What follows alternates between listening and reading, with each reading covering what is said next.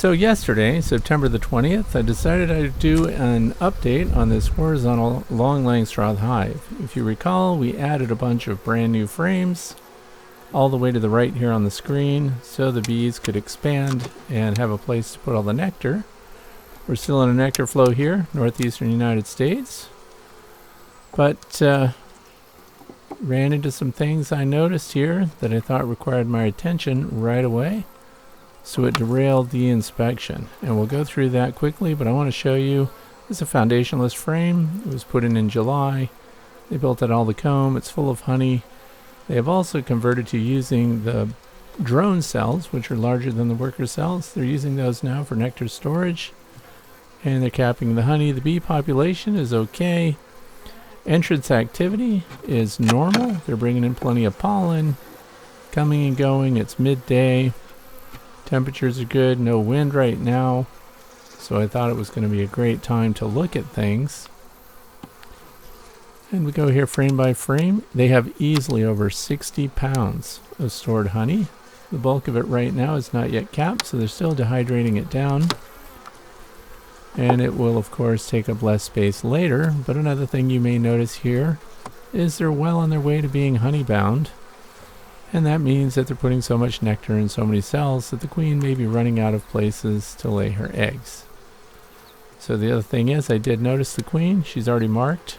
We did that before. She has a white dot on her.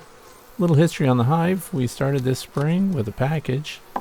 This was the only package we installed in our bee yard this year, and it was a Saskatraz package. And they superseded that queen, so this is the queen that replaced her. I was perfectly comfortable with that brood break, because as we know, brood breaks help us with Varroa control. The Varroa destructor mite brings disease with it. That's why it is our #1 culprit when it comes to dealing with hive issues, problems, and situations that we might encounter. So we're getting through this hive, and again, we're near the end of September here. So it's kind of late for things to go bad, but they certainly do. So after going through frame after frame of honey stores, things are looking pretty good. And the reason too I wanted to get this video out is because there may be others that are undergoing rapid growth in some of their colonies. And I checkerboarded these frames in here. So that one marked in July, that was thrown in just as a plastic foundation in a wooden frame. And on all my plastic foundation inserts, we've cut the corners to allow the bees to move fore and aft here through the length of the horizontal hive. You can still see some of the foundation incomplete there, but that's what it is. It's acorn foundation inside a wooden frame. That frame is marked Hoover Hive because it came with a kit from the Hoover program there. And that does not mean it was used in a Hoover hive. It just came with their kit, and I decided to put it in the Long Langstroth hive here. Long Langstroths are built off of the standard deep Langstroth frames. That's why we call them that. And we're using light smoke here today. We're in the 80s. And the bees are pretty calm, as you can see, so there don't seem to be too many problems. We're getting to what look to be open cells. I'm really anxious to get into the brood. But if you recall, during our previous inspections, they were generating quite a few drones, and you can see that there are drone cells on these frames. And they've converted to using the drone cells for nectar storage. And so when we turn it so the light can hit them, those aren't empty frames. Those are full of nectar that's being dehydrated down for honey. So they're doing great, right? I mean, everything looks good. And this year we've kind of gotten into a false sense of confidence because we've had very low mite counts on the hives. We're talking 3 mites out of 300 bees, 4 or 5 mites out of 300 bees. But today the tide turns, and that's what this video is all about, because it's not just about the mites. There's some disease in this colony. So we're just pulling the cover boards off. They have really put out a lot of propolis here to seal everything down. So they're well on their way to being prepared for winter. I mean, the resources look great. All it comes down to now is overall bee health.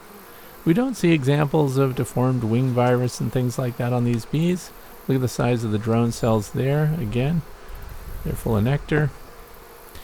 And we look on the ground, we look on the landing board to see if we have problems with the bees. The bees outwardly look pretty healthy. Their activity seems normal. Nobody looks wet. There's no deformed wings. There's no trembling bees. There's no bees dying with their tongue sticking out on the landing board.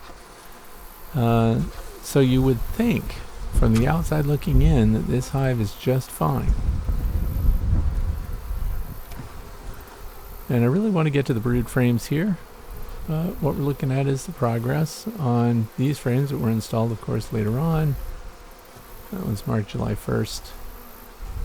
And now look at the next one. This is starting to get into the brood frames here. And there are problems with the brood.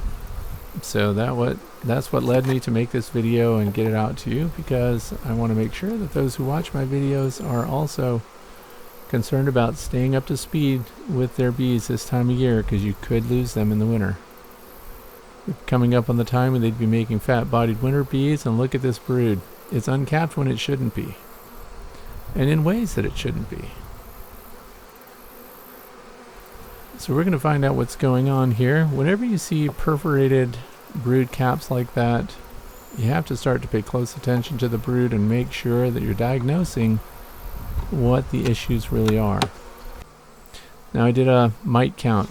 Sorry, I jumped fast forward here. I took 300 honeybees off the brood frames that I was just getting to there. So that's where I start. Right at that line, 300 bees. And you can use alcohol to wash and as your releasing agent, or you can use Dawn dish detergent. Both work, but here's what I want you to see. More than 50 Varroa destructor mites in this mite wash. This is a rapid increase in mite numbers in this hive. 3 weeks ago, there were only 6. Now, if I'd been smarter, I would have started treating right then. But because there were only 6, we had that brood break, they made a new queen, and everything else before that, I thought we would probably stay in good shape. But this is what not treating the small numbers can do to you. That's a 17% mite load, way off the chart. If I were not inspecting the hive right now and paying attention to the mite load, this colony would be doomed going into winter. It's not just the mites themselves and the damage they do to the bees, it's all the viruses that they bring.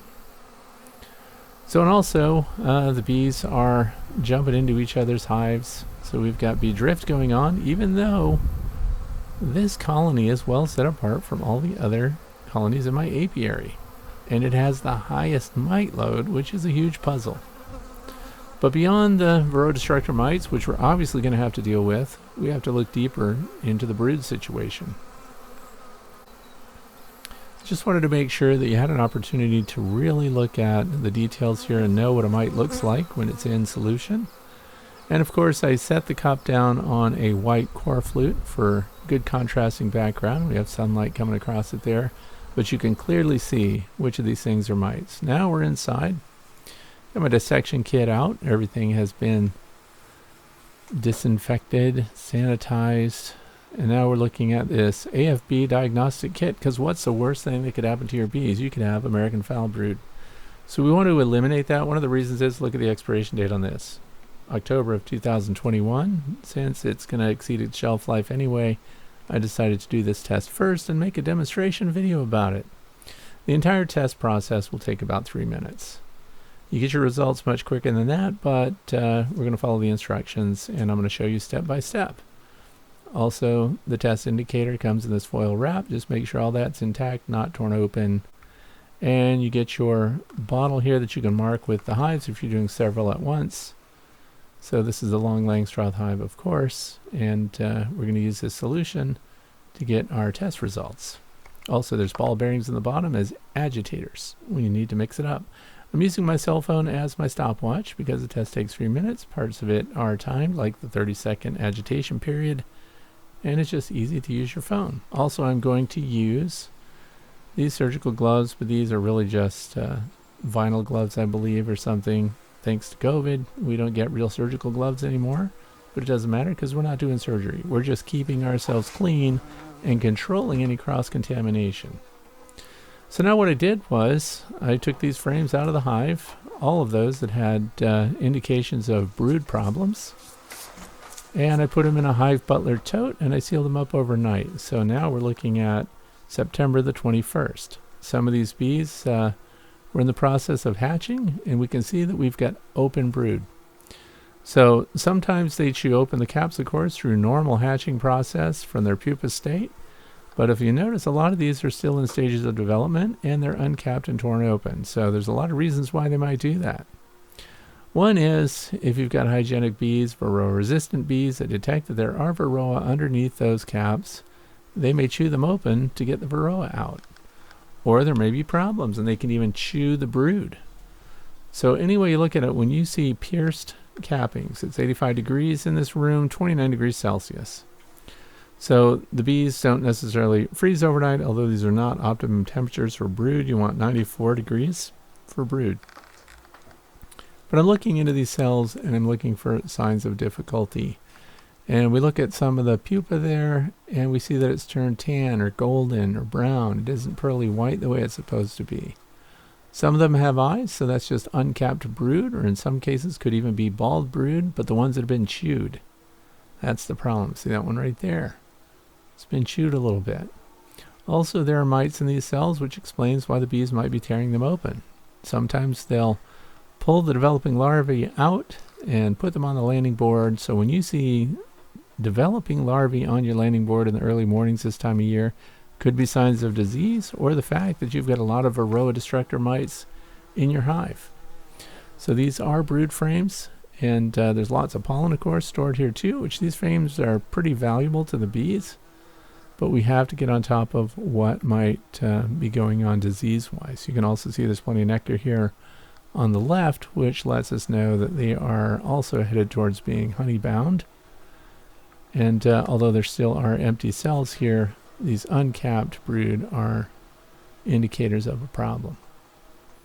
First thing we're going to have to do, though, is get these mites under control, but we're going to test and see if we have an issue with American foul brood or European foul brood. It really doesn't look that way. I'm just doing the test because it's going to be a great opportunity for you to see how the test is done and how you can do one yourself. So there again, pierced cappings, signs of trouble. Pierced capping top center there. And we're also going to show you evidence of sac brood. Now these are pretty developed. They have eyes, they have full-sized heads and things like that. So there are other reasons why they would be uncapped. And remember last winter, the Long Langstroth colony did not make it through winter. So I really want them to do it this year. It's going to be touch and go now, being that we're entering the last week of September. We want to really get things going. So now we're starting to see stuff that looks to me like sac brood. So we look at that chewed open cell, about middle right there.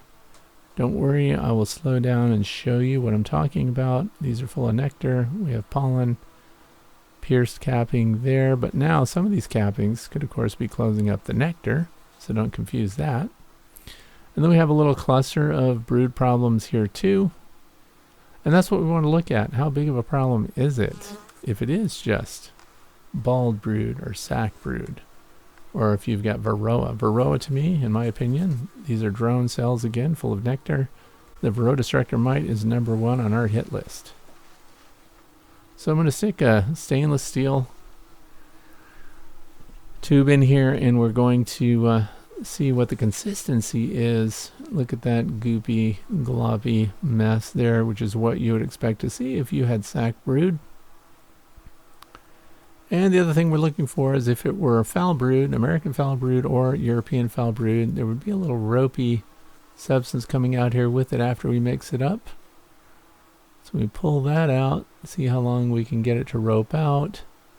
That does a tiny bit, but still unimpressive. But we're going to test it, so don't worry. So we look for the goopy off-colored ones to do this test on. And then, of course, here's the solution that we're going to put it in.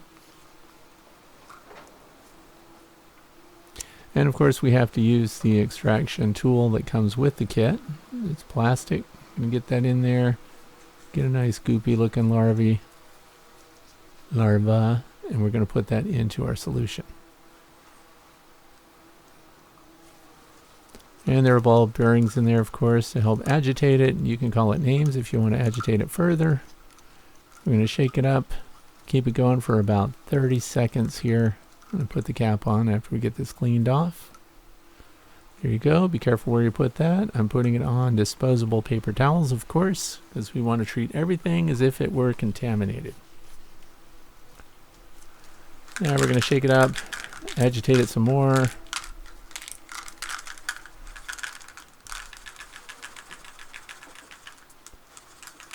And I won't make you watch that whole thing, so we're going to jump ahead a little bit here. We're going to cut the scene.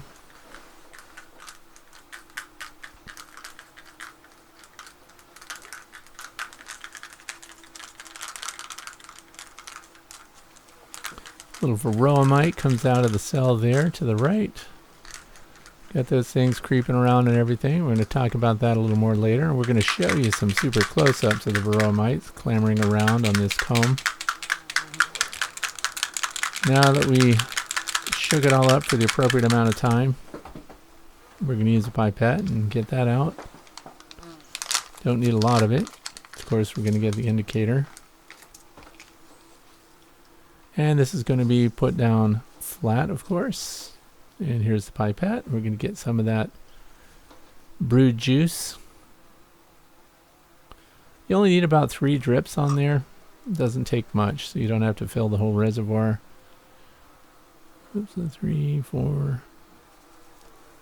That's fine. And then we'll just lay it flat, and we're going to let it go through its test cycle, which should be about 3 minutes, although you're going to see an indication pretty quick here. You can see it already leaching across the indicator window there. And we're going to set our timer up because we're doing a demo and, of course, how to do this test. And again, this is for American foul brood, which is the worst. So we're starting with the worst case scenario and working our way backwards. And then I won't make you watch the whole thing. We're going to jump ahead. Oh, look, 2 minutes and 50 seconds.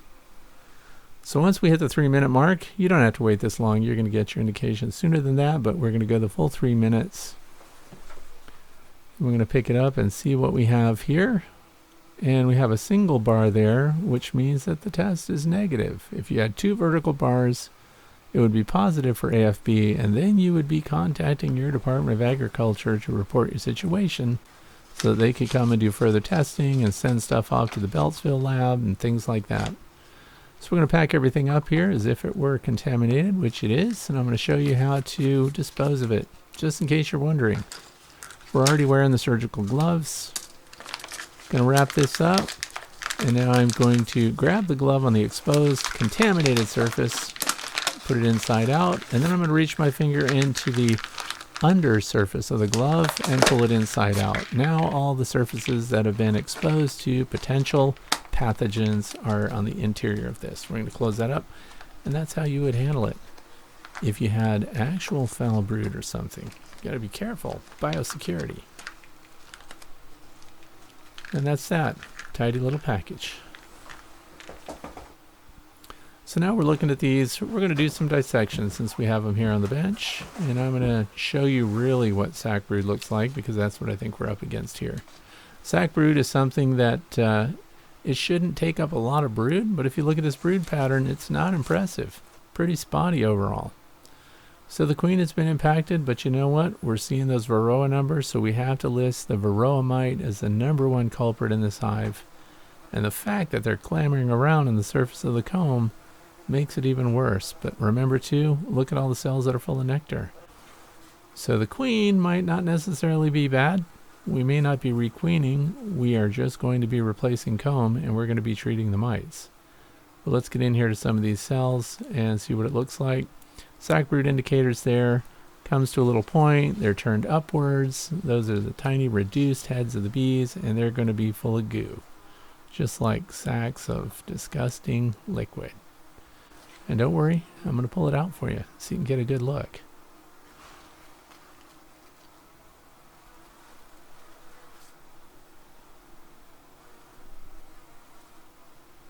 Some of these cap cells look perfectly fine, but we have to assume that they are infected with Varroa destructor mites. Given the mite count that we have, we've got a real problem with this hive. And I'll discuss treatment here at the very end. But look at this open brood. No deformed wing virus, which really surprises me given the load that we have here. And this hive is definitely going to need more space for the queen to lay. So we're going to be putting in some better comb frames in there. They have no residue, of course, on the cells. Everything's brand new, and the queen can go straight into laying, and it will relieve the congestion here that's caused by all of this nectar storage that's going on. So we have nectar, capped brood, and pollen stored all in the same frame. And these are the cells of the pupa stage, and they are torn open prematurely. Now sometimes the bees can actually continue to develop even with the cap off the cell. But with the Varroa destructor mites in there, that's why the bees, we suspect, chewed off these, is so that they could get to the Varroa mites and ruin their reproductive cycle. And because this colony had an explosion of new brood, new hatchlings, we also had a corresponding explosion of reproductive mites. So that's why we're in trouble here. Beekeeper error. I should have treated right away when we had the last count of mites. Here's Sac Brood again. See that little pointy turned up piece there? And we've got this bee that's partially out, which is really weird, as if the bees were trying to get rid of it. But you can imagine, look how messy this is. How difficult it is for the nurse bees to clean up and clear out the cells, and then of course for the undertaker bees to remove this slimy material from the hive, and then of course everything that chews on it or handles it passes on the virus. So pretty disgusting stuff. Prevention worth a pound to cure, they say. Now normally without the mites doing what they're doing, the bees would be able to handle this situation on their own, but with the mite load, they're actually challenged. Now we're using another tool here. See if I can, oh, and look, there's a mite right there in the cell, even with a dead larva. Sac Brood. Mites are disgusting. If you don't think so, keep watching. So we'll get rid of that. That is a classic looking Sac Brood larva. There's a little mite tooling along in the upper right there, walking along the leading edge of those cells. So if you want to see what mites look like when they're crawling around, watch to the very end of this video. So we're going to uncap this one. I'm going to see what I can find under here. So now that pupa looks overall pretty healthy. If you just looked at the head there, it's not in the purple eye phase yet.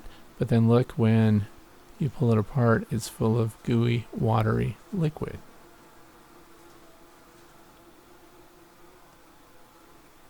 And tear open another one here.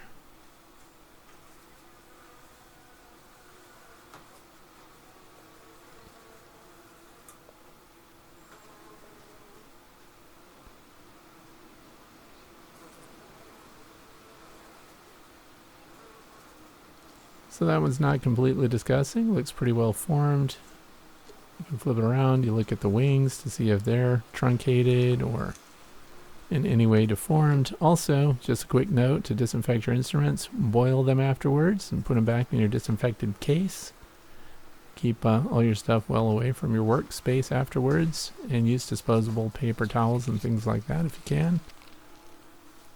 Burning them afterwards wouldn't hurt, right in your burn front. Now look at that. That larva was chewed. His face was chewed by the bees. So that's chewed brood, it's often called. So the bees were trying to get rid of it, and of course by chewing on it, that's how they further perpetuate that virus.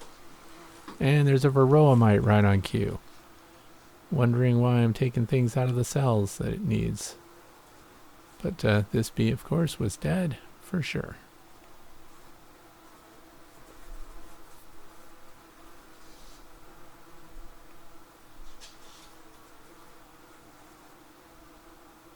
Just giving you a good look at it.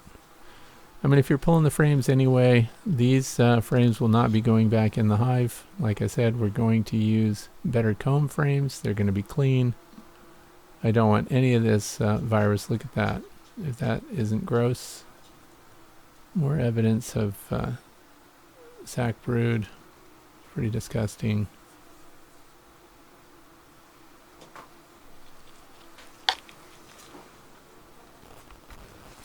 And here, classic, of course, there's a Varroa mite in that open cell to the left there. These are classic Sac Brood. See how they pointed up right there? So we got a few different things going on at once. Some of these are uncapped, of course, because of the Varroa mites being under the cappings and the bees are on it. But the Sac Brood is what I want you to really get drilled into your subconscious here, what it looks like. There's another Varroa mite running around at the top center there. And of course, there's a Varroa mite in this cell too. There it is, right there. Burgundy colored. So I'm putting myself on report with this whole video to show you what's going on here. So we satisfied that. We know we're dealing with Sac Brood. We know we've got chewed open pupa. And that's because we have these Varroa mites everywhere. These frames, as I mentioned before, are pulled. They're not going back in. Varroa destructor mites are out here just so I can show you what they look like and see how agile they are. The other thing I want you to notice is, look at that worker bee's head and the size of the Varroa mite in reference to the size of the bee's head. These things are terrible. They clamber around and they scoot across the surface of your brood frames and your brood comb, and just before your larvae get capped, they scoot in right underneath the capping and snuggle up underneath that larvae, and then they reproduce themselves. So they're disgusting. Thought you might want to see it, because the more you look at them, the more you realize how bad they are. The more you realize how bad they are, the more likely you are to count them, and once you count them and you find that the levels are coming up, I hope that you'll find ways to treat them.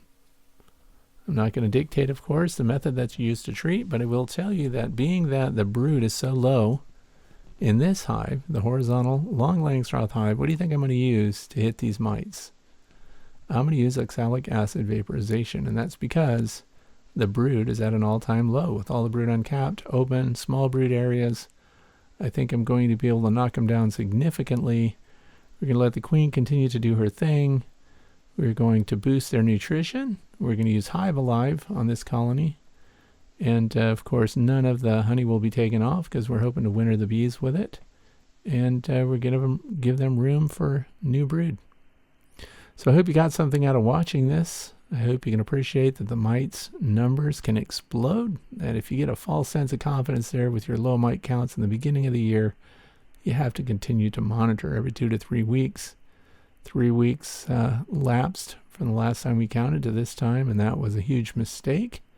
So different times of year, of course, as the brood is on the rise, the larger the colony and the larger the colony population, the faster these Varroa destructor mites are going to reproduce and spread disease in your beehive.